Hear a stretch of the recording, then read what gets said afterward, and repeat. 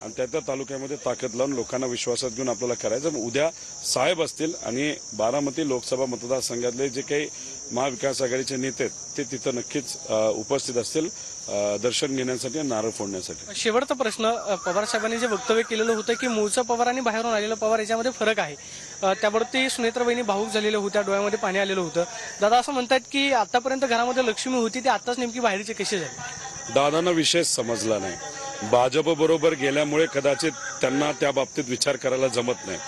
पवार कुटुंबियांनी नेहमी पुरोगामी विचार मनामध्ये ठेवलेला आहे। शिवशाहू फुले आंबेडकरांचा विचार ठेवलेला आहे। 60 वर्ष पवार साहेब प्रतिगामी विचाराच्या विरोधात तिथे लढत आहेत। अजितदादा स्वतः 30 वर्ष प्रतिगामी म्हणजे भाजपच्या विचाराच्या विरोधात लढत आहेत। आणि आता राजकीय दृष्टिकोनातून कुटुंब जर बघितलं, व्यक्तिगत नाही, राजकीय दृष्टिकोनातून कुटुंब बघितलं, जो विचार आम्ही सर्वांनी जपला त्याच विचाराच्या विरोधात अजितदादा गेलेत भाजप बरोबर।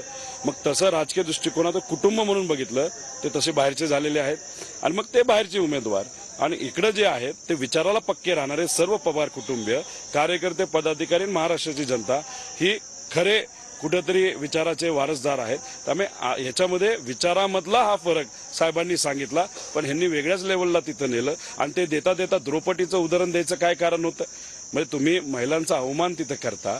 म्हणजे आता असं म्हणावं लागेल, दादा जेवढे भाषणं करतील तेवढा कदाचित तिथं त्यांच्या भाषणावरचा टोल कुठेतरी सुटत जाईल, कारण का ते स्वतः भाषण करत नाहीत, मुंबईवरनं येतं, दिल्लीवरनं भाषण दिलं जातं आणि दादा ते वाचतात आणि वाचनाच्या नादामध्ये भाजप नेहमी प्रयत्न करते की कुठेतरी दादांची जी राजकीय ताकद आहे ती कमी झाली पाहिजे।